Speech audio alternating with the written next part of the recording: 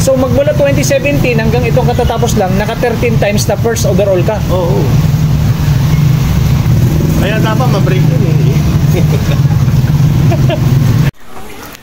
O mga kalapatids, mga lodi, isang maulang hapon mula dito sa San Felipe.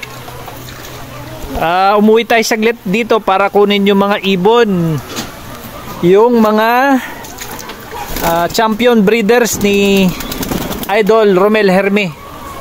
Yan, kukunin natin sila ngayon at ipapadala dun sa mga nagtiwala sa atin na mga kalapatids. Yan o, kita nyo putik o. Putik dito sa lugar ko. Yan. O yan, real talk. Kaya ang hirap dito ko. Buti masipag ang aking kasama dito, si Manong Rudy. Ayan o, putik-putik o. Naliligo araw-araw sa ulan para lang mapakain ng ating mga alaga. Yan mga lodi. Ito na mga panlaban natin na ibon. Naka Battle of the Champions sa mga to. Pero kahit umulan, nagro-ronda mga yan. Okay, sige. Kunin natin yung mga ibon para mapadala natin sa Bulacan, Laguna, at saka Pangasinan. Okay, asa na? Ayun. Bro All Rock Salazar. Ito naman ang iyong, ito na ang iyong gwapong-gwapo na off color, ang kapatid ni Alba. Ayan. Ayan, papadala natin to sa Laguna, mga lodi. Laguna, biyaheng Laguna yan. Kabuyaw, Laguna.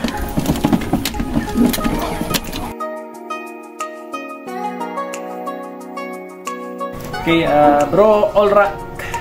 Ito na ibon mo. Oh, biyaheng Kabuyaw, Laguna.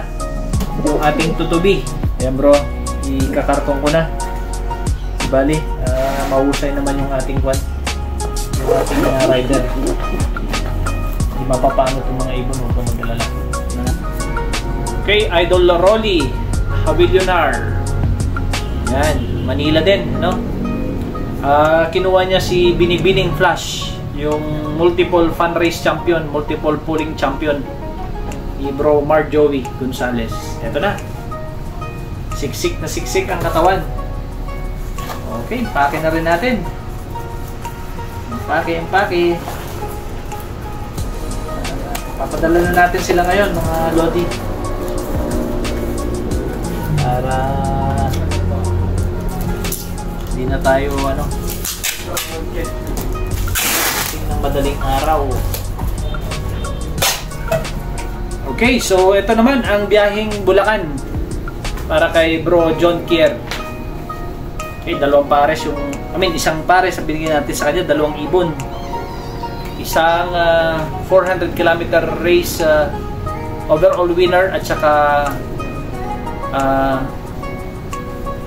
isang producer ng dalawang champion. Itik line yung binigyan natin sa kanya na isa. Pares nito. Mas malaking ibon eh. Mas matangkad yata ito.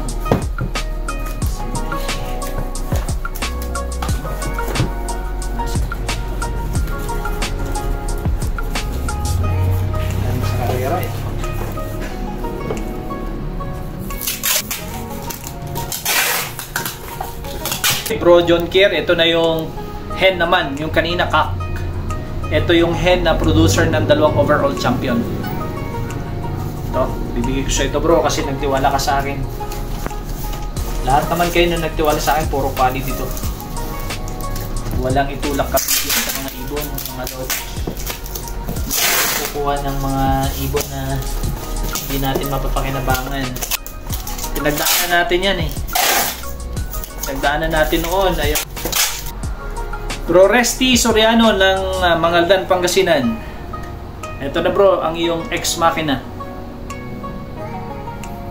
Okay. Karga na natin dito.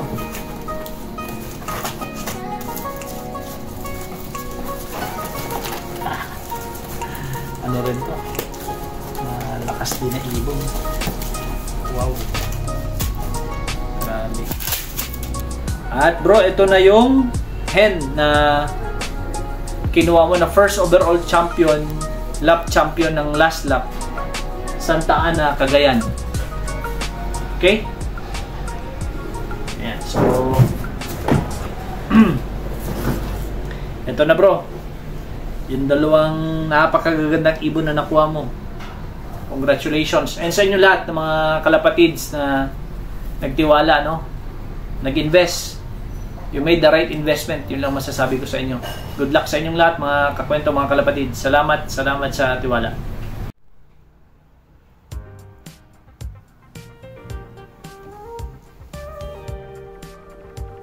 Yun, thank you mga idol. Thank you. So, magandang hapon mga Dapper Cads. Mga Lodi, mga kapatids natin na nagtiwala, lalo na dun sa isang batch nitong ibon na nakuha natin kay Bro Romel Herme. 20 plus birds yan. As of today, meron na lang tayong naiwan na 5 na mga direct talaga na mga breeders, Tapos merong 3 na pwede kong i-share ng mas mura. Mga stock bird naman sila. So i-share ko sa inyo yan kahit na 2.5 each na lang yung 3 na yon. Meron doon na isang Anbi, merong isang Cooper Coulson. I-check ko pa yung isa. Pero all the rest yung nasa post pa rin natin sa Facebook. Ayan. Nag-video lang ako mga Lodi para ipakita sa inyo yung iisang kak na iiwan ko dito sa loft. Itong napakakulit na to. Ayoko namang i-share sa inyo kasi payat siya nung kinuha ko. Payat na ibon pero maganda ang performance. Ito ay 37th overall sa isang OLR. Maliban doon, nag-produce na rin ng Superset Champion o Superset Winner. So yan, ito lang ang maiwan sa akin, isang Binstra. Yung hen na Binstra, andun, hindi ko ikikip kasi pwede nyo pakinabangan, marami na rin kasi tayong ibon dito. Yan, so PM lang kayo, baka korsonada nyo yun. Itong maiwan sa akin, isang Binstra na OLR overall winner. Yan, both Reso ang mga parents nito. Yun mga Lodi, ito naman yung iniwad ko rin na hen na pares nung Binstra. O ito ay si Rafaelo, direct din kay Idol Egayap.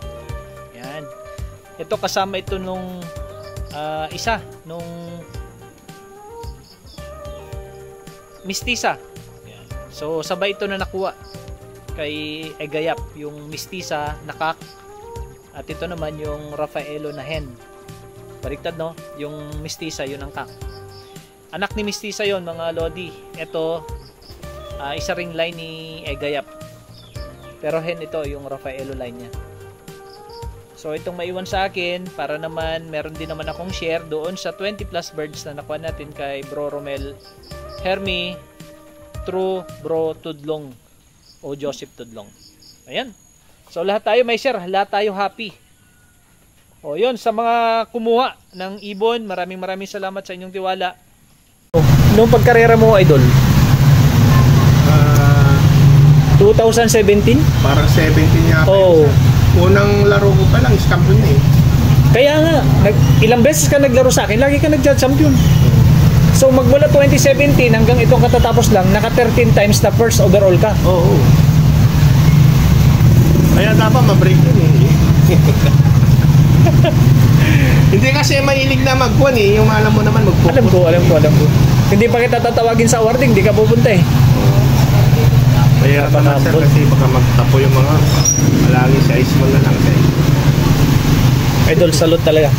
13 times, yan ang hindi alam ng marami dito sa atin sa La Union. Alam lang, lagi ka nananalo, pero yung bilang hindi nila alam. Yung YB sir, yung YB. Oh, sa YB pa lang yun, hindi pa yung off color. Wala pa yung second. Wala pa yung second overall pababa. Wala yung lap winner. First ang usapan, first overall champion YB. First overall champion, 13 beses. Woo! Yun. Woo! Guwapo. Guwapo na, magaling pa. May lawas sa camera.